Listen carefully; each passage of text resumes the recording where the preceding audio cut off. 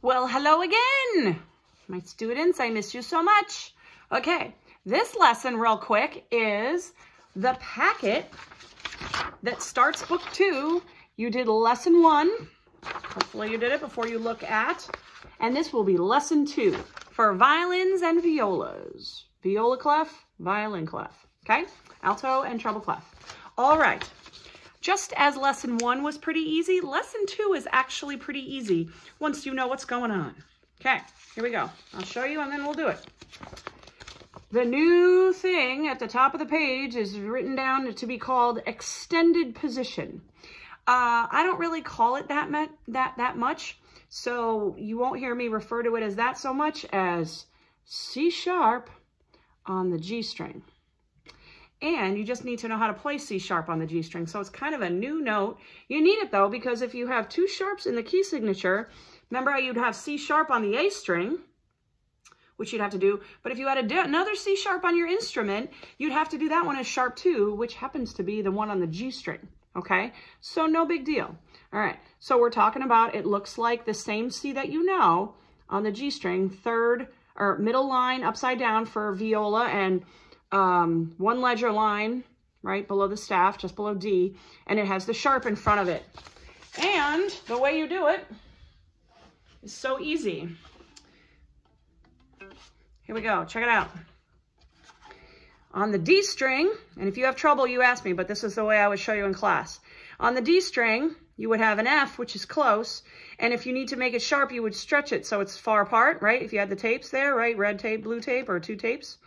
So if you are on the C string and you have first finger, second finger, third finger's right next to your second finger, right? Your C. This finger does the same thing that your second finger does. C with no sharp, C natural, right? C sharp. You stretch it a whole step. See how my fingers are all far apart now? So this spot right here is a new spot. If you have a star on your instrument for your 4th finger, I will tell you that it's right below that.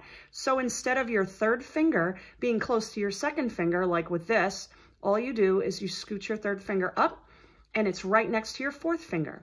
Okay, so it's far, far, oh, here's my A, far, far, far, close. So it's 3rd finger stretched. Not all the way to the star though, just below it, okay? Because this spot would be your D, the star on the G string, okay? So boop, boop, boop.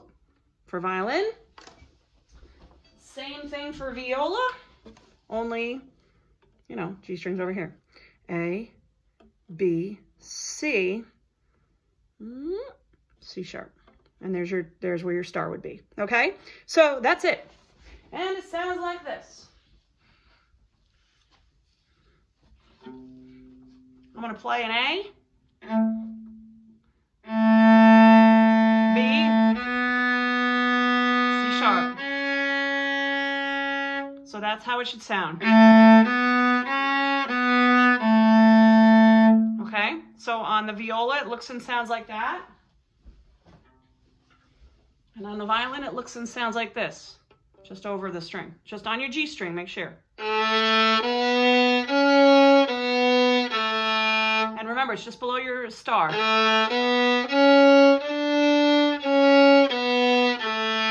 Okay, so there you go. That's how you do it.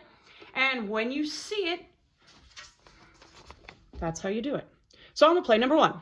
Starts on C sharp, so you get yourselves all set up. Then it goes to B, then C sharp, B, and A. So those are your notes. So you are actually gonna set yourself up with your 3 fingers because your first note's the C sharp, okay? So here we go, nice and slow. There we go, okay? Here we go, 1, ready, go. C sharp, rest, B, rest, rest. 1, 2, 3, 1, 2. Okay, so that's it. Then I'm gonna go right on to number 2. Notice I'm leaving my first finger down. I'm gonna go right on to number 2. A, B, B, B, C sharp, C sharp, C sharp, D. Use your 4th finger, and then you come back down, kind of like a little half a scale, okay?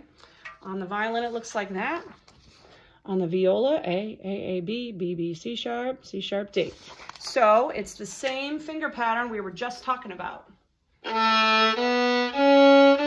right, here I go. Just do this rhythm instead of playing them one at a time. 1, 2, and ready, go.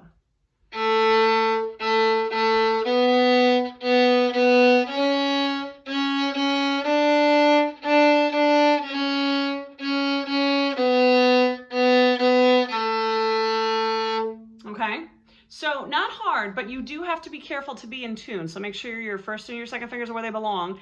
Then use those as a reference for your C sharp, and then your D should go right next to it. So if you put your D down and it's not on the star or doesn't sound like a D, then you know you have missed it. So you want to be really accurate, okay? All right, number 3. Same notes, but now they're just doing it with triplets, which you know because you played lesson 1 last week. This one starts on the C sharp, so I will get myself ready. A, B, C sharp on my viola, okay? Okay, then you just leave them, and then you pick them up or put them down. Just make sure you put them in the same spot. So here we go. Triplet, triplet, ready, go.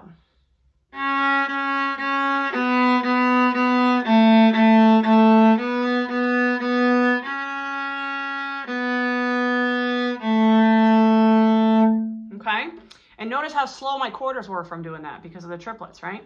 All right, then the song of the week, one of my favorite all-time songs. And if we were together, I would tell you that this song has all kinds of cool stuff in it. And weirdly, there's only one C sharp in this whole, all 3 lines. And I would go, raise your hand when you find a C sharp. So you're going to look around in all 3 of your lines and you're going to try to find your C sharp. And it's in there because you have both sharps in the key signature. So when you're, say, down on the G string and you're playing an A or a B, if you come across a C, it will need to be C sharp. However, I will tell you that on the D string, just because this one's stretched doesn't mean that your 3rd finger is stretched on the D string. So this is going to stay the same. So don't stretch everything. You got to know. Now you know your 2nd finger could go back and forth all over the place. And also your 3rd finger sometimes can. So you got to know where your sharps are. And if it were me, I'd mark that it's sharp with a pencil because that's how fancy we're getting now. So by now you would have raised your hand and told me where the C sharp is. And I would have been like, yeah, you're right. So there it is on the 2nd line, right in the center. You see I wrote a sharp above it? That's to remind me, that's the weird note that you'll have to stretch your 2nd finger or your 3rd finger for the C sharp. Here we go. I shall play this very slowly. Take your time. It's beautiful. You want to do your very, very best. 1, 2, 3.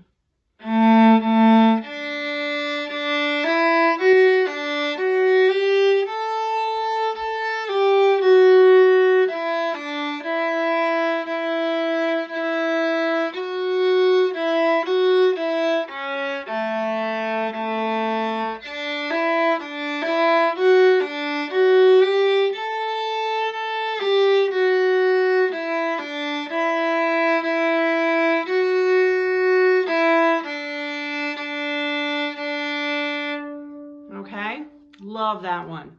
So you definitely want to make sure that on the D string you have your G next to your F sharp, but on the G string you have your C sharp nice and sharp. Okay? All right, so that, lesson 2. Good luck to you. Let me know how it goes. Let me know if you have questions. Some people will think this is so easy. Oh, I don't even need your help.